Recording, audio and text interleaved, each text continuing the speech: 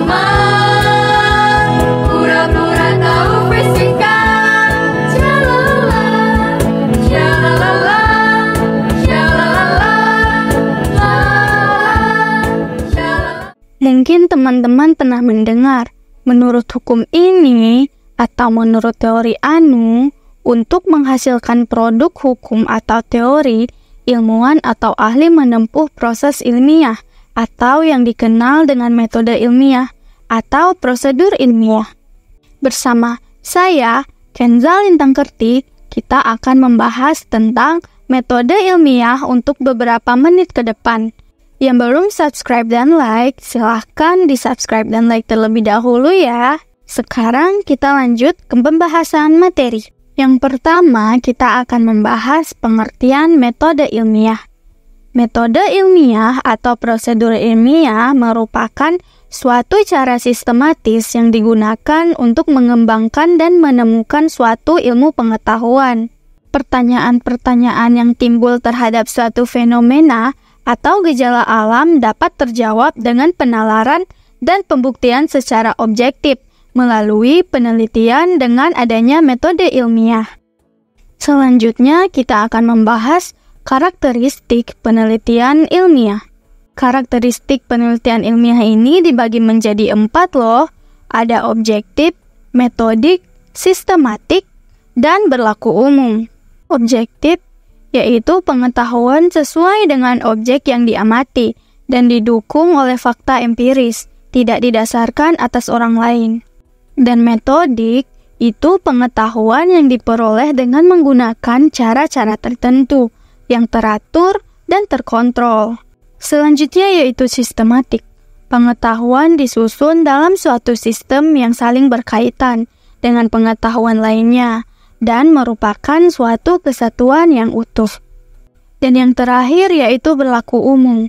Pengetahuan berlaku untuk semua orang, tidak perorangan atau kelompok tertentu, dengan cara eksperimen yang sama dan memperoleh hasil yang sama.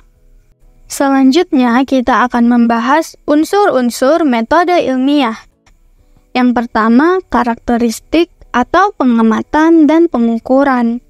Yang kedua, hipotesis, penjelasan teoritis yang merupakan dugaan atas hasil pengamatan dan pengukuran. Yang ketiga, prediksi berupa penjabaran secara logis dan hipotesis. Yang keempat, eksperimen, merupakan pengujian dari pengamatan, pengukuran, dan hipotesis. Yang kelima, evaluasi dan pengulangan berupa simpulan, hasil dari semua langkah sebelumnya. Selanjutnya yaitu kriteria metode ilmiah. Yang pertama, berdasarkan fakta. Yang kedua, bebas dari prasangka dan tidak bersifat pertimbangan subjektif. Yang ketiga, menggunakan prinsip. Yang keempat, perumusan masalah. Yang kelima, menggunakan ukuran yang objektif. Dan yang terakhir yaitu menggunakan teknik kuantitatif atau kualitatif. Selanjutnya, karakteristik metode ilmiah. Yang pertama, bersifat kritis dan analisis. Yang kedua, bersifat logis. Yang ketiga, bersifat objektif. Yang keempat, bersifat empiris. Dan yang kelima, bersifat konseptual. Dan yang terakhir, kita akan membahas langkah-langkah metode ilmiah. Langkah-langkah metode ilmiah ada 7 loh. Yang pertama, merumuskan masalah. Yang kedua, mengumpulkan informasi atau kajian pustaka. Yang ketiga, menyusun hipotesis. Yang keempat, merancang dan melakukan eksperimen. Yang kelima, menganalisis data. Yang keenam, membuat simpulan. Dan yang terakhir, menulis laporan ilmiah. Saya akan menjelaskan satu persatu pengertian beserta contoh dari masing-masing langkah metode ilmiah tersebut. Yang pertama yaitu merumuskan masalah. Perumusan masalah dilakukan dengan mengajukan pertanyaan-pertanyaan mengenai objek penelitian. Ketentuan-ketentuan dalam mengajukan pertanyaan adalah sebagai berikut. A. Pertanyaan harus dinyatakan secara jelas. B. Pertanyaan tidak menimbulkan penafsiran ganda. C. Rumusan masalah dinyatakan dengan kalimat tanya, yaitu apa, siapa, kapan, di mana, dan bagaimana. Contohnya yaitu, kalau ada eskalator berdampingan dengan tangga, manakah yang Anda pilih? Yang kedua yaitu mengumpulkan informasi atau kajian pustaka. Kajian pustaka merupakan panduan-panduan dari beberapa literatur yang mendukung teori-teori yang dapat dijadikan acuan dalam penelitian. Kajian pustaka dapat berupa buku-buku maupun informasi-informasi yang ada di internet. Contohnya yaitu mengumpulkan informasi dari internet tentang penggunaan tangga dan eskalator di stasiun atau subway. Mengumpulkan informasi dari buku tentang perilaku manusia, dan mengumpulkan informasi dari YouTube tentang ide-ide kreatif dan inovatif dalam mengubah kebiasaan manusia. Yang ketiga yaitu menyusun hipotesis. Hipotesis merupakan suatu ide atau dugaan sementara tentang penyelesaian masalah yang diajukan dalam penelitian ilmiah atau proyek ilmiah. Hipotesis dirumuskan atau dinyatakan sebelum penelitian seksama atau topik yang dikehendaki dilakukan. Oleh karena itu, kebenaran hipotesis ini perlu diuji lebih lanjut melalui penelitian yang seksama. Hal yang perlu diingat, jika menurut hasil pengujian ternyata hipotesis tidak benar, bukan berarti penelitian yang dilakukan salah, melainkan hipotesisnya yang mungkin harus diubah. Contohnya, seperti kebanyakan orang akan memilih naik eskalator daripada naik tangga. Proyek fun change behavior. Hal yang menyenangkan merubah kebiasaan.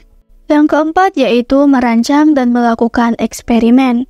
Eksperimen dirancang dan dilakukan untuk menguji hipotesis yang diajukan. Hipotesis yang diajukan mengandung beberapa variabel yang berpengaruh pada eksperimen, yaitu variabel bebas, variabel yang dapat diubah secara bebas, variabel terikat, yaitu perubahannya tergantung pada variabel bebas, variabel kontrol, yaitu variabel yang selama eksperimen dipertahankan tetap. Beberapa hal yang perlu diperhatikan dalam melakukan eksperimen, yaitu sebagai berikut. A. Usahakan hanya terdapat satu variabel bebas selama eksperimen. B. Pertahanan kondisi yang tetap pada variabel-variabel yang diasumsikan konstan. C. Lakukan eksperimen berulang kali untuk menvariasi hasil. D. Catat hasil eksperimen secara lengkap dan seksama. Contohnya yaitu tempat percobaan untuk membuat orang memilih tangga daripada eskalator dengan cara menyenangkan adalah merubah penampilan tangga menjadi touch piano. Para peneliti tidak lupa memasang kamera untuk mengetahui respon masyarakat. TKP terdapat di daerah Swedia dan Selandia Baru. Yang kelima yaitu menganalisis data. Dari hasil eksperimen, akan diperoleh data-data yang selanjutnya dapat diolah dan dianalisis. Data-data tersebut dapat disajikan dalam bentuk tabel, grafik, diagram alur, atau peta konsep. Selanjutnya, data dapat dianalisis secara kuantitatif, kualitatif, statistik, maupun deskriptif. Dengan menganalisis data hasil eksperimen, akan diketahui kebenaran dari hipotesis yang telah disusun sebelumnya. Jika hasil analisis tidak mendukung hipotesis yang telah disusun, bukan berarti penelitian yang dilakukan salah. Namun, bisa saja hipotesis yang dirumuskan tidak sesuai sehingga perlu dilakukan perubahan. Contohnya, dari hasil rekaman, awal-awal orang-orang lebih memilih naik eskalator daripada tangga. Setelah para insinyur memasang alat di tangga dan merubah penampilan tangga menjadi touch piano, pejalan kaki tampak senang melewati tangga karena bunyi yang dihasilkan dari setiap pijakan kaki mereka mendaki anak tangga, sehingga membuat masyarakat lebih sehat dengan berjalan kaki. Selanjutnya yaitu membuat simpulan. Simpulan merupakan pernyataan singkat yang menjelaskan hasil analisis data yang dihubungkan dengan hipotesis. Terdapat dua kemungkinan simpulan, yaitu hipotesis diterima atau hipotesis ditolak. Pertama, hipotesis yang disusun sebelumnya dapat diterima jika hasil eksperimennya sesuai dengan hipotesis. Yang kedua, hipotesis ditolak jika hasil eksperimennya tidak sesuai dengan hipotesis yang telah disusun. Contoh, dari beberapa eksperimen yang telah dilakukan, kebanyakan orang memilih menaiki tangga daripada menaiki eskalator. Hal ini menunjukkan hasil eksperimen tidak sesuai dengan hipotesis dan tidak bisa dijadikan teori. Dan yang terakhir yaitu menulis laporan ilmiah. Suatu penelitian dapat bernilai ilmiah jika hasil penelitian yang dilakukan dipublikasikan dalam bentuk jurnal agar diketahui oleh orang lain. Kerangka tulisan dari suatu laporan ilmiah disusun secara sistematis meliputi judul penelitian, abstrak, pendahuluan, landasan teori, bahan dan metode penelitian, hasil data eksperimen, dan pembahasan, simpulan, serta daftar pustaka. Terima kasih ya yang sudah menonton. Terima kasih juga untuk yang sudah subscribe dan like. Semoga bermanfaat. Sampai jumpa lagi di video berikutnya. Langkah-langkah metode ilmiah terdiri atas observasi, pengamatan kuantitatif dan kualitatif, rumusan masalah